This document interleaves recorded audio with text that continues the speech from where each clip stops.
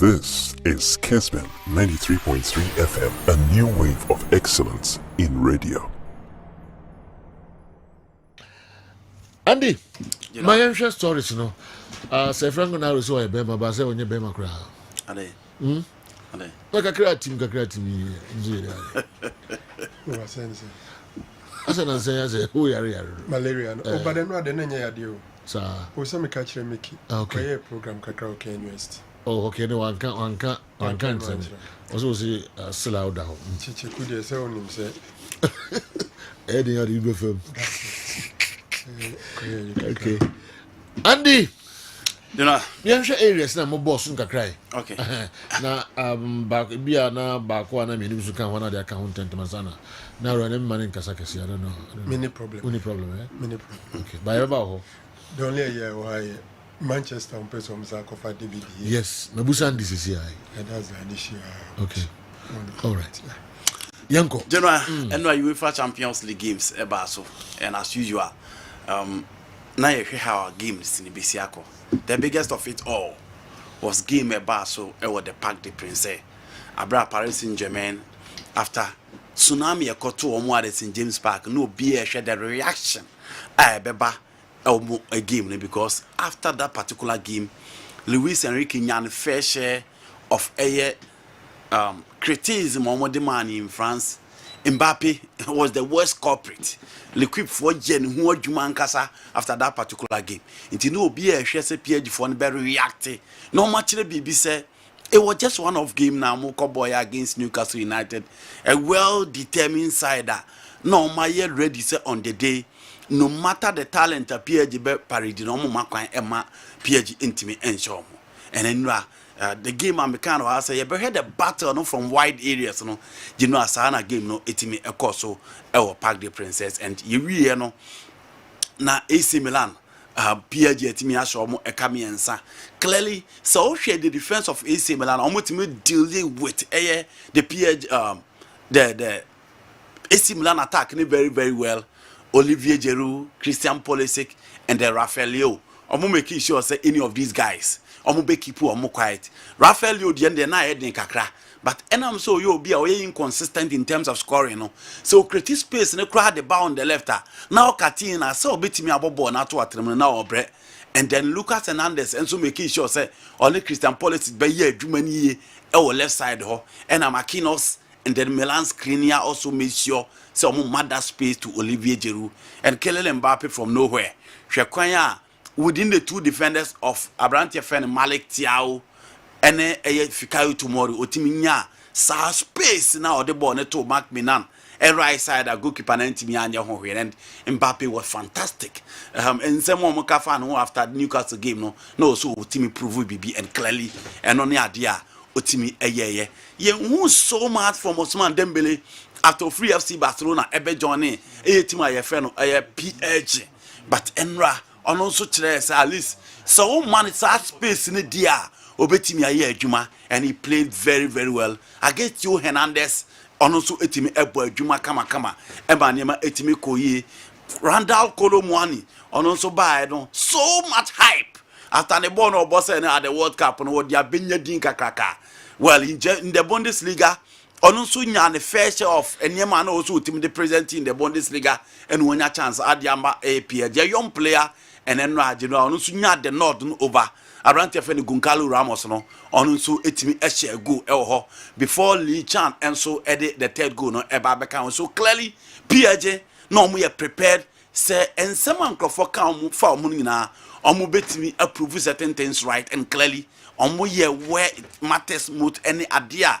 Not the fans of PSG ebetimi enya free omo you know an emphatic 3 goals and omo demba AC Milan ewo PSG home so terrible so we PSG team na you know AC Milan have 5 games without a goal in the Champions League. Omo bo games ma akuma akunum omo ntimi nche go in the Champions League. Wow, here last time Yepo Champions League semi final no Omobo against Inter Milan at the Giuseppe Meazza, home and away, Oman Shego. Omobo against Newcastle United, this year group stage, Oman Shego. Omobo against Borussia Dortmund, Oman Shegu, and against PSG Genoa Oman Shegu. Into 5 last games for AC Milan in the Champions League. AC Milan and me and Shegu. Genoa and your record the Fata Milan cry. You know, Champions League, we remember the free while Monday. But again, Champions League said do not cast it who's a history and experience a Bobby. But this time, so one team and present quality materials obebre, and it was clear. Obeko Paris Saint-Germain home now did you know Pierre Kalulu ni Malik Thiam Obeko akushia PSG attack with you suffer and exactly at near my TMC Tifano Pioli Olusu against Juventus and again Wasan Lusu against PSG. Big games no AC Milan so far and the earlier Obe find a solution to that the better. Okay. Now you know Manchester City by 3 goals to 1 as expected. Who expected so much from a young boys so meet me at Manchester City and him. City almost pick it up after 3 games some quite an element team in Koye and Ellen Holland also general suffer in the Champions League but then no you're back. After Manola Kanji share first goal no Obebo penalty share and then his 3rd goal was similar to the Ronaldo share and runner near can but we didn't 18 Boston right foot and look at the placement Ellen Holland at the MINT. Last games in the Champions League in Koye and Famano, but this time we're back and Manchester City, PSG, Bayern Munich when it comes to the group stage of the Champions League, trust them. PSG in their last 35 games, Manchester United home. Very difficult for team to beat them in the group stage of the Champions League. Until when it comes to the group stage, these 3 teams recently are the masters. Until Man City beating Young Boy by 3 goals to 1 Genoa. Any news? Barcelona and so are there. Yeah, so I goal. As a bad and say power, young boys. Young boys goal no. What's a Yes. Elia Meshak. No about TP Mazembe. Okay. Oka 2016 Chan team of DR Congo mo winning. Elia Meshak. One so go ahead. One Enesua Echo board Don Bosco. Mabra Enesua Echo TP Mazembe. Unse more another club Don Bosco. Aye TP Mazembe owner no. The other club. So no. Elia Meshak, a member of the DR Congo national team. Wow. Yes. And Nubiana Osman Bukari share. Okay. Osman Bukari same movement na Man City. Wow, me say movement na. So mo on City bo line. Into trouble no to match ya money pace. But this one it did it so well. No we man if a keeper so top level. Uncle place left and right. Unimia na unimia look at that. Top level. Now we already keeper is simple. And I'm going to say top level football and now more bono. Hey, the pace of the European game. Already built. You know ben yokunya ya okobo ma. Yes. You know ya park na cry issue. And No, Thomas, do you campaign say the level of the pitch no Emma Saudo na shebo ase yi afa obi so no ya na edin. Sir. I almost say ne ye de na say bond da fom.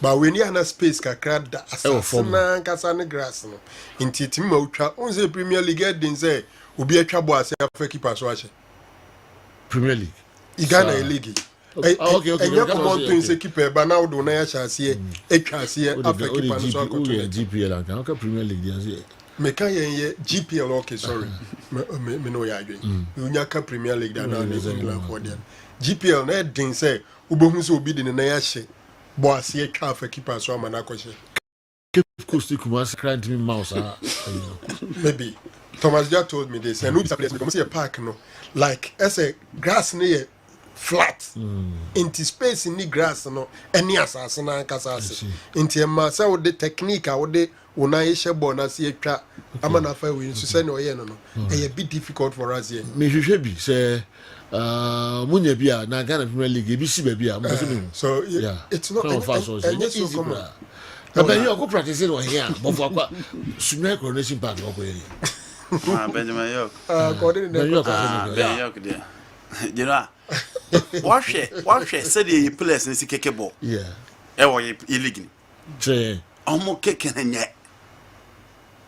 men fa anko ba bia omo Lagos cities free kick bi omunya no is Lagos nations any free kick bi second half be a player ne ball de koye no so be kaya bo fa wiem kura yes kotoko na aduana wa ha bright ejija ball bi 18 I was shocked but be or chile bone in fire. Zakaria Mumuni, or no, the same community will go through the ranks. A wafa play when you're freaky go at the edge of the box, but be your man bones a fire.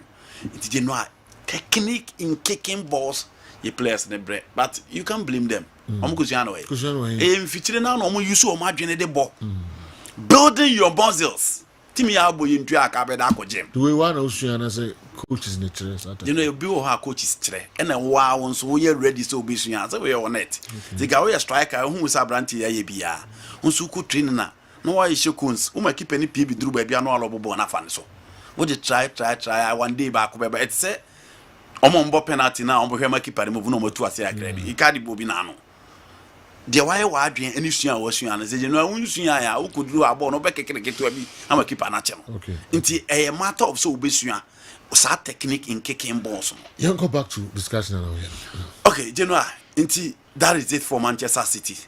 Any probably see Newcastle United that disappointing based on their first 2 games, any on the shame. No? But for me, they were simply unlucky. Genoa, first 15 minutes, and Alexander Isaki prior. Onimboche Callum Wilson there, but Callum Wilson so your players or be a lot of options. Dortmund for the on one side that is very efficient and on what team work very very well. And knowing very well so more games are not more results on general.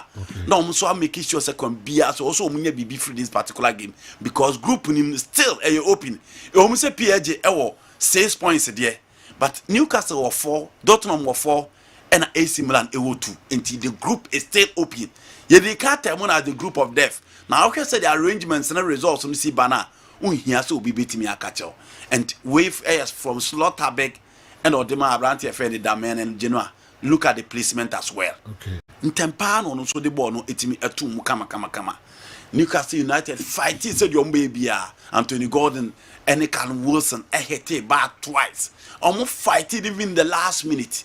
But you give it to Air Dortmund side, the resilience almost showed in running experienced players are no move no. The almost say this time Omaya already at least they want to qualify from the group. So the group is still open.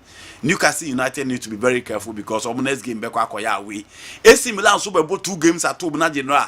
Almost 6 points or more the chance to qualify. So the group is still open and clearly and now games na Nigeria Barcelona games are now. No games are not no baby, but PSG, AC Milan, Newcastle United, obi onya chance hwe bia no, general a game a obi o hwe bia no enjoy. Okay. Real Madrid the Castilla players and almost so omo give up because omo hwe omo team na da ho na omo need dey so omo benya chance to the top. You know, yenya Castilla players baby in recent times omo nya chance about the first team. But omo no eya na ye to omo as youngsters are team on free side America bano. Eya no me already established in there. Aye ji omudi and san omudi omoba. Into your time I remember to cover Fedi Babadi from Penarol. Ewo Uruguay omode ne ba Castilla ni to buy one check. Time omo kwa cover Vinicius Junior bana no abo under 17. One of the standout players in South America. Now or you part of the Flamingo team. And omo cover Vinicius Junior de ne ba Castilla to buy and check no be rem. Rodrigo goes. One of the players, the Santos Academy are producing in recent times. Also, no, but the Brasileiro that into no experience within the local game. And almost in the back, Castilla, almost pushino, and in a buy. Casemiro same. Into these are South American guys. Omuko form by Omu Bobby. And you know, Omudomo Bantomo back Castilla men check. No, Musoti Miaba. Clearly, I'm not any chilema. So now we share Madrid Bobo coding in a player of Free Castilla. Boy, be top. The 33-year-old Nacho Fernandez. Now, no crowd was I say, born now, Mobono. I heard was say, energy now, when you be born. Nacho do 33 years from Real Madrid Castilla and what Tenemoadia Basel. But born when you be bana. Players are which link you on more Castillano. No, that's all Real Madrid team near players are. Omu free Castilla, omu ko other teams no masamba back. Into Dani Carvajal, or Real Madrid Castilla no call by all fully back with the number. We have Frank Garcia, you know, or Real Madrid Castilla no co team for front of the number. We Lucas Vasquez, or Real Madrid Castilla no co team for front of the number. Into guys ni believe we say So free Castilla nim now co different team because why group 2 now almost also 11 and no create as a Raul Blanco Gonzalez set up no I know nyechi bebrebe. So free team nim now call baby now ukoyiro ho the chance of coming back to join Real Madrid is easier. It is said the 3 players now mabona atimi akwa omoko perform ya omodi omaba no but so yes na last year you Vinicius Tobias you know anyway e o man no abebo kakra omne ne call was shattered when squad ball no nya bi mo and so also was sample Real Madrid team no on paper you know so we players now you talk of Dani Carvajal who is more than 30 years o ka ba Antonio Rudiger or 30 years you look at Modric Toni Kroos to free because omo de omo bonyamia ni kura omo last season ni David Alaba enso a player odun so ani afi apart from that Vinicius won fie say Rodrigo won fie say Kamavinga won fie say Chomeni won fie say Frank Garcia won fie say Valverde won fie say into Genoa the youngsters ni believe say the chances of playing for Real Madrid in recent times no are very slim. Unlike the Barcelona Diana injuries bebraba and again Javi are finding a way to usher the new guy from La Masia into the setup. Inti Barca Jody Abeko omo hia led back no akofa bad so omebo. Obia hu Fermin Lopez, obia hu Maguire, obia hu Gavi, obia hu Pedri. Javi are the youngsters a chance to play. And in the absence of players here, omo tete stand me adinra, omo prepare no. Side these youngsters ne Bailey Barcelona or the Spanish La Liga and in the Champions League. Real Madrid the story is different. And Nkran na aba be good team nim na Nkran so omugum je no a omunim bo so frechire ba tin so be ba be sa omo youngsters aye kan nyina yo bia a respected player for his national team. Rodrigo ball for Brazil, Vinicius ball for Brazil, Jude Bellingham ball for England, Chomeni ball for France, Eduardo Camavinga ball for France. Ofo obi to say Frank Garcia or a part of the Spanish national team, Freddy Valverde alongside Manuel Ugarte who do midfield for the Uruguay national team. Inti Genoa. And ka obenya obeka so ye mo chance no mo fight back. But very very difficult.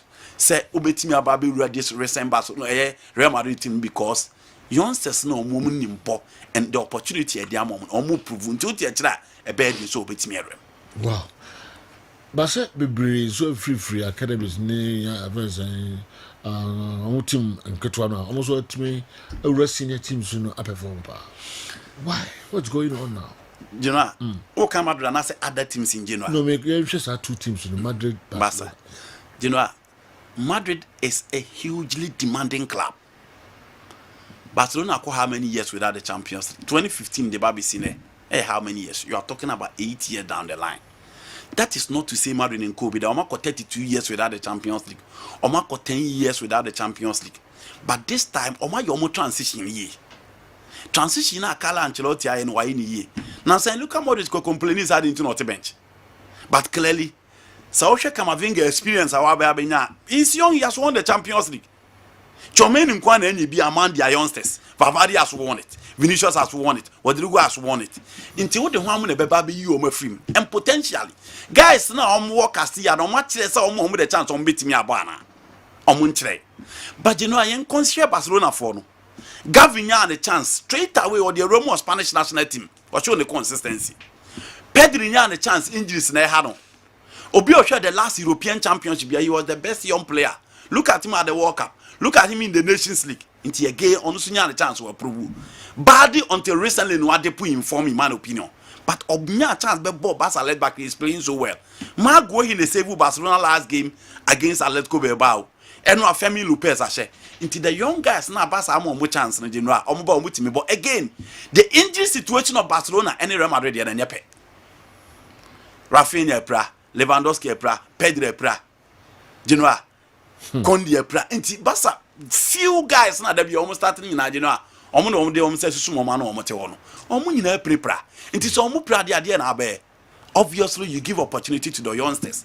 And these youngsters time and again are proving say you know omo chance omo betimi aye. Into na Barca emma that chance and you know from time immemorial.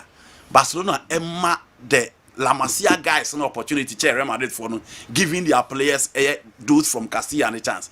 You can talk about Ike Casillas, Fernando Hierro, and probably Raul. But Raul was starting Atletico Madrid Academy and San Oba Madrid. Into Omuma Barca Pep Guardiola, ubetimi abobog, Javi, Iniesta, Sergio Busquets, Carlos Puyol, ubebo listen ewa. Inti Barca or that tradition of giving the opportunity from players wall amasia. Unlike Real Madrid, there be omo person omo kofa ben wa haba na omo de babenya results. Inti omo ni abotra omo de bema these youngsters an opportunity to come have time for them na omo be usher omo into the main setup. And into the Madrid players no say there be omo hwe mo omo give up. Also omo ko ba bi kwa yiro mo na de no omo timi aba. Over America or Europa no one Europa League, you know. Oh, no. That's a I don't really match be anyway. okay, I say what for so mama discuss man you. That be last Europa year. League. Na your money Barca. Sunday Champions League match. No, do knockout face. Knockout phase, okay. I know the Champions League match. Okay. And she has had everything I discuss. The whole new when you ask Andy how he was right now, he nodded his head as if he's an obedient and quiet person. But the extreme opposite is the case. Andy is a Kotoko supporter, but behaves so much like a Heart of Oak fan. He doesn't care if the whole world goes to the left, and he wants to be on the right. I like his strong mentality, though. What strong mentality? Extremely strong. You know, one is an example. Manfredi. I behave like what a Heart of Oak supporter. Also, we are Kotoko fan, but we behave on the shows. We're a Hearts fan. Sir.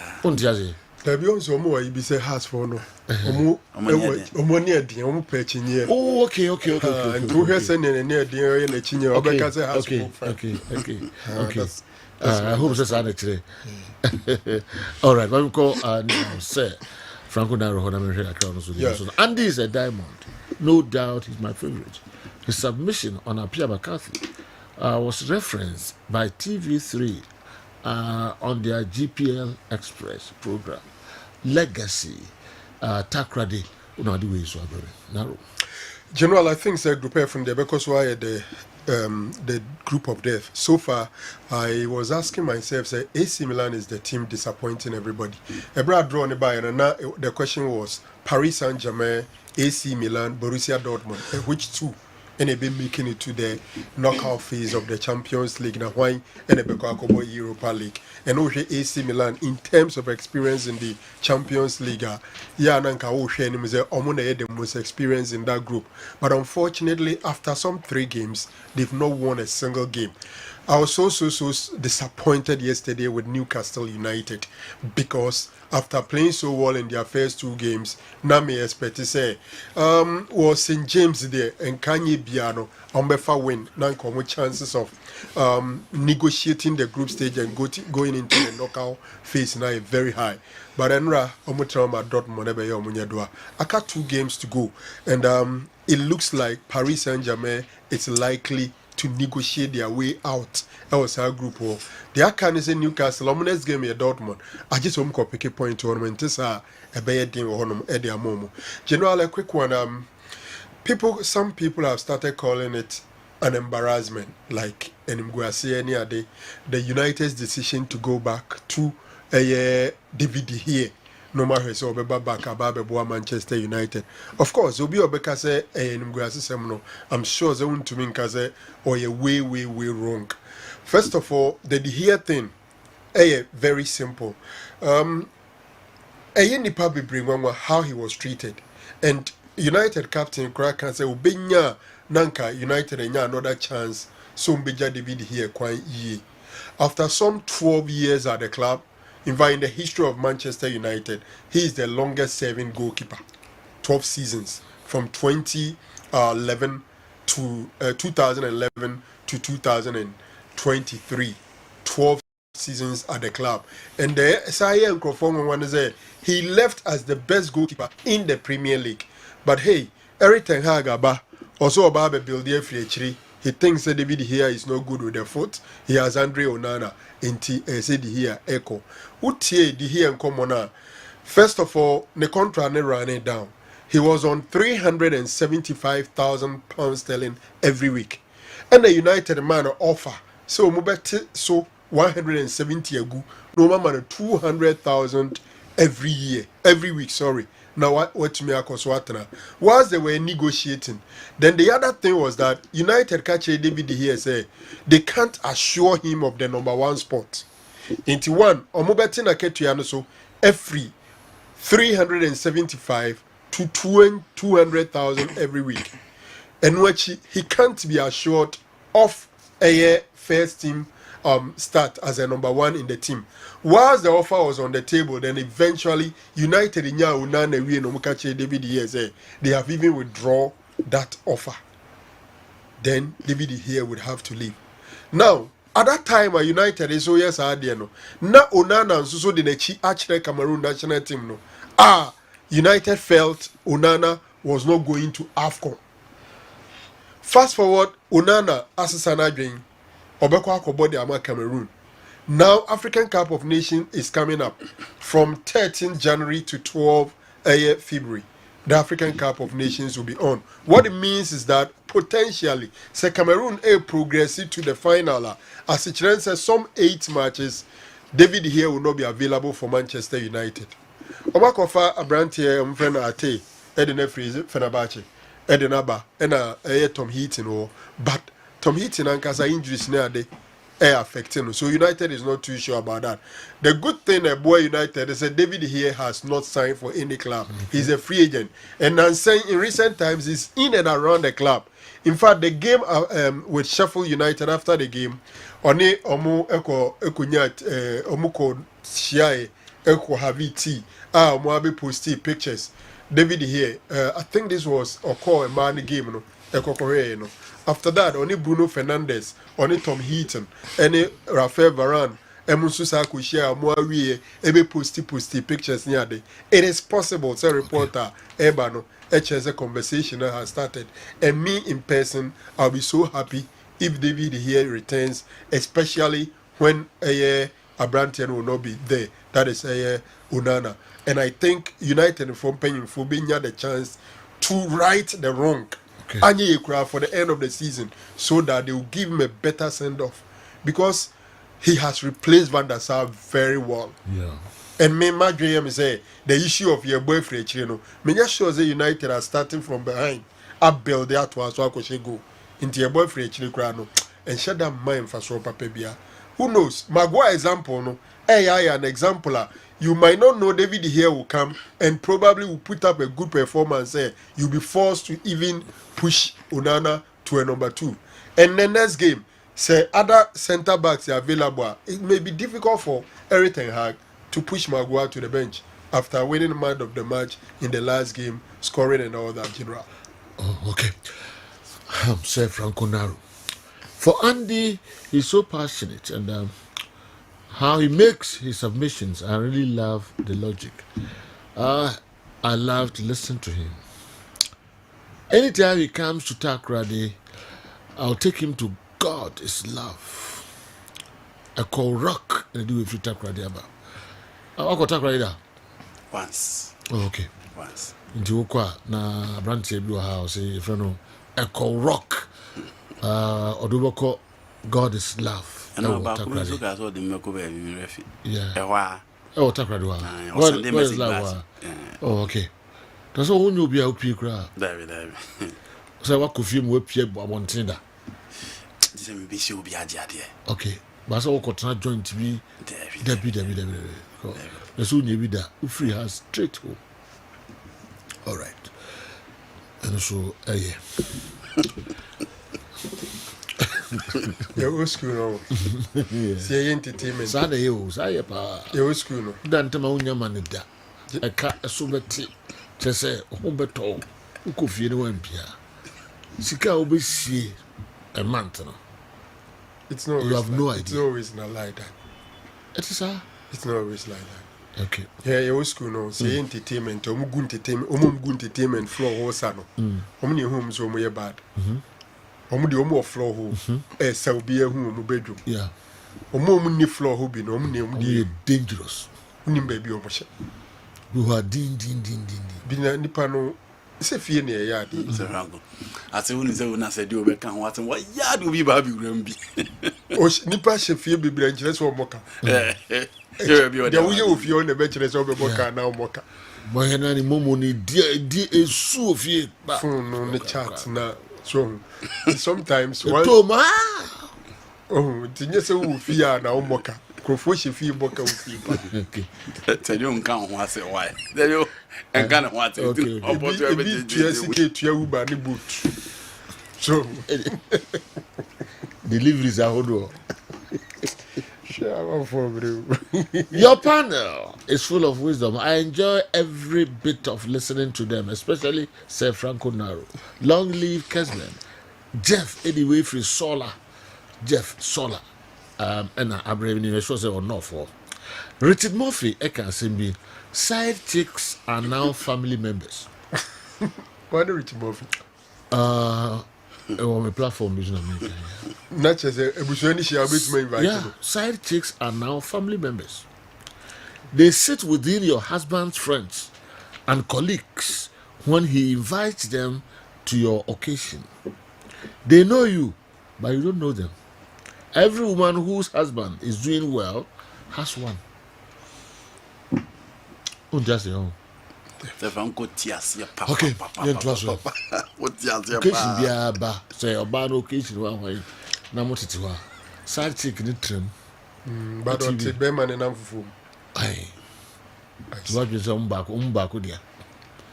Na your okra no no. and there's any woman mapo It be me bia no ho ton o use our warrior koso kama bia no. Obako. it's not entirely true Okay. So I imagine say no. About 99%. Yeah. it's not entirely true Okay. And entirely true. the jail from CCM Oh, be my birthday and the girl will hold on a serve come on and get as is good. yeah bi wo ho man ka say me say enye What's it? true man ka say enye Oh, true entirely. entirely Okay, true okay. Okay. Yen to aso. Na yata. General. Why you be sad? No. Tell me show. Yeah. They can't do what we need. Okay. And then look at who do you call him for? General. I said papa ni o Jivandi Papa di. I na say ma make it now job. restaurant and come on you didn't na better Oh, okay. Eh, by who? Jivandi chair pa come on you didn't come dey chair Was it be our year birthday, Bob birthday now, our birthday, who yen baby come. And the side chick no for no. we ni abre say we dia akoni aba no Ojibi credit. Yeah, so General, breaking this is here. Sandro Tonali. why they? Yes. Why they? Who said say gambling be buy so cha. Why are addicted Yeah. to betting near the unfortunately Italy be lose Euro 2024. Okay. For Newcastle 10 months untimi and feature and fama. Now the chat to say obesa so akọ gambling training be said be ya rehab process no betimi yin afrimu. Yesi o park no so kra bobo na so amusa score line na honto no chacha adore no na adwembone e wo mu ne se na omose AC Milan fo nim se dachi bibi se betimi apop up at some point on the career mu because a juma OD and he's been with the club for some time and omo hu se sika aba from Newcastle and Saudi Arabia they are quickly yenji sika no yem pushing him fan nko at this point he's been banned for 10 months on to me NCA can 2024 August and I so Sandro Tonali or that TVC. Okay. Very, very, very unfortunate. so I addicted to gambling Too chacha too much. so twam kra na nipa menu gina ho edidi obetuma ka yem first can to so we ni be we first di obi hu beyond beto so chacha by AC Milan for trash Newcastle for We are jumbone papa. If you Please. please, I want to know why FIFA is concerned about players gambling. Go, I don't get it. Let your pandits give me more insight on it. Mike, anyway, for Tema and Abba, the FIFA MP players are about betting. Question way no. very simple Yeah. on say games no footballers no Yeah. momu ye involve and I bet in bebre utumi ka first through utumi ka first corner Who to score first who crowd to score first yellow card. yellow card Red card, and imagine say game a ubobi now I could try say mimi team no ebe concede first through. Okay. Inti ball ni be see wa I am a ball long pass amobi na my extending in such a way ebe go through. Inti nka bet no nkrofo be di nkrofo integrate. Inti is to protect the integrity of the game. Inti sa ye mu kwan ya ebe say football. And more influence. Okay. Footballers na nkasa we influence. Inti abrochire no wa busuafo close relatives kra no. Game are involved ni kwa so mutwa. Okay, Daniel Storage. On one brother they could try say the transfer they call I think Galatasaray or Fenerbahce. Ebe go through and could try eventually much example. Tini nuano na koka kire no send the transfer no. Can they be a David here? Ebe obeko oyi nebi a here ni nua could try say the here beko man you. Ube debate for ne kumu. Anti is to prevent as the integrity bagging. Okay. Lucas Paqueta de any area. Some everyone say you know the chem so for. O certain area be out there the agro be on am for no na ya te so ma kutwa ho bet onye ono ni try. Say be will be free work or some share. Okay. So Na o na fufu ya ro akutwa say Na be bam. bia akose. FMB is a FM. Ntina me person me boy FMB e dey. When you be ba ko. Oh, the example called. Mr. Timpini Pie. Unya to say you be some share me that was on here. Makopo nipa. You man ward away. There will be FM. Okay. Yentraso. Good morning. I like Andy so much. Danjuma Edwefi 2H City. 2H City Hohoy in the Volta region. And I also do a bread. Yeah. Meko Awal Mohammed Ho. Good morning, football father. Please let Andy give me update on Barcelona players who are not available, who will not be available on Sunday. Okay. The El Clasico, Galas, Udway Free, Enchi, Weston. Okay.